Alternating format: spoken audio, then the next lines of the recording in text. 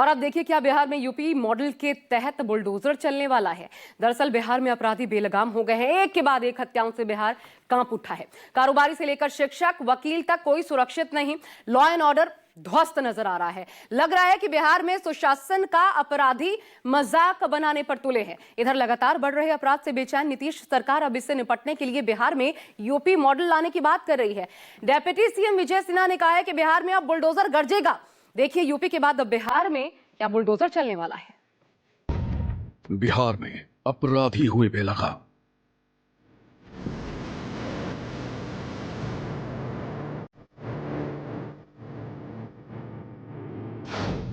सुशासन गायब, हत्याओं से कोहराम।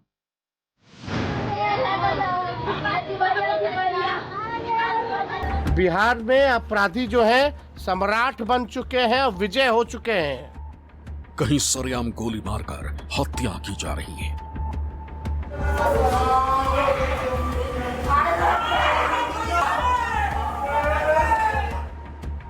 कहीं धारदार हथियार से कत्ल किया जा रहा है।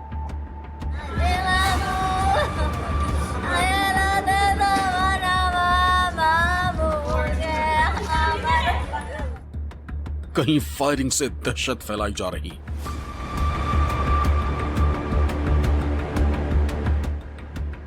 बिहार बना क्राइम कैपिटल ऑफ इंडिया। हर गली में डर, हर घर में बेचैनी है। बिहार में कारोबारी, डॉक्टर, वकील और शिक्षक कोई सुरक्षित नहीं है। अपराधियों के हौसले बुलंद हो गए हैं। वो बेखौफ होकर वारदात को अंजाम दे रहे हैं। बिहार में जुलाई के 14 दिन में 30 से ज्यादा हत्याएं हो चुकी हैं। पिछले 36 घंटों में ही 7 हत्याओं से बिहार कांप गया है। खुद सीएम नीतीश के ही गृह जिले नालंदा में अपराधियों ने एक किसान को धारदार हथियार से काट डाला, तो वहीं 2 लोगों की गोली मारकर हत्या कर दी गई। पटना में भी हत्याओं का सिलसिला थम नहीं रहा है। कारोबारी गोपाल खेमका और विक्रम झा की हत्या के बाद रविवार को एक वकील की गोली मारकर हत्या कर दी गई। बिहार में बढ़ते अपराधों पर लोकसभा में नेता प्रतिपक्ष राहुल गांधी ने चिंता जताई है। बिहार की एनडीए सरकार पर तीखा हमला बोला है। राहुल गांधी ने सोशल मीडिया पर पोस्ट कर लिखा है कि बिहार बना क्राइम कैपिटल ऑफ इंडिया। हर गली में डर, हर घर में बेचैनी। बेरोजगार युवाओं को हत्यारा बना रहा है एनडीए राज। सीएम कुर्सी बचा रहे हैं, बीजेपी मंत्री कमीशन कमा रहे हैं। और मैं फिर दोहरा रहा हूं, इस बार वोट सिर्फ सरकार बदलने का नहीं, बिहार को बचाने का है। बिहार में लगातार हो रही हत्याओं से दहशत है। अपराधियों पर नीतीश सरकार लगाम लगाने में नाकाम हो रही। सुशासन के गायब होने पर सवाल है। विपक्ष हमलावर है। ऐसे में अब नीतीश सरकार बिहार में यूपी मॉडल को लाने की तैयारी में है। यूपी की तरह बिहार में भी अपराधियों पर बुलडोजर एक्शन का ऐलान किया गया है। डिप्टी सीएम विजय सिन्हा ने कहा है कि अब अपराधियों के खिलाफ एनकाउंटर ही नहीं बल्कि उनकी अवैध संपत्ति की जब्ती और बुलडोजर की कार्रवाई भी की जाएगी। अपराधी को बचने नहीं देंगे। हर हाल में जिस भाषा में समझेगा, समझाया भी जा रहा है। आप देख रहे हैं कि बुलडोजर की जरूरत पड़े या इनकाउंटर की जरूरत पड़े या उसके संपत्ति जब्त करने की जरूरत पड़े, अराजकता लाने वाले ये जो राजद के लोग हैं, जंगल राज के लोग हैं, उनके संरक्षण में ये वातावरण बढ़ रहा है। उसको हर हाल में खत्म करने का सरकार का संकल्प है।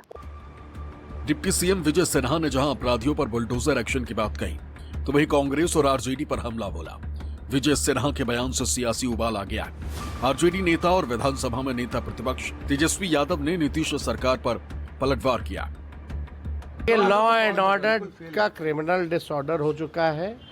नरेंद्र मोदी जी को चश्मा उतार करके अब देखना चाहिए, टेलीप्रॉम्प्टर छोड़ करके अपनी बातों को रखना चाहिए। भयावह स्थिति है बिहार में। मुख्यमंत्री से तो अचेत अवस्था में, उनसे तो बिहार संभाला नहीं जा रहा। रिमोट कंट्रोल से तो प्रधानमंत्री संभाल रहे हैं। और बिहार में अपराधी जो है सम्राट बन चुके हैं और विजय हो चुके हैं।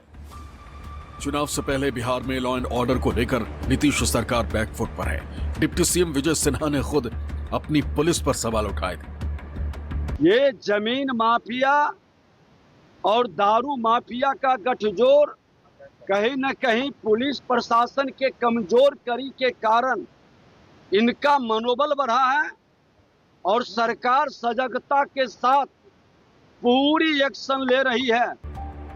साफ है कि नीतीश सरकार लॉ एंड ऑर्डर पर फंस चुकी।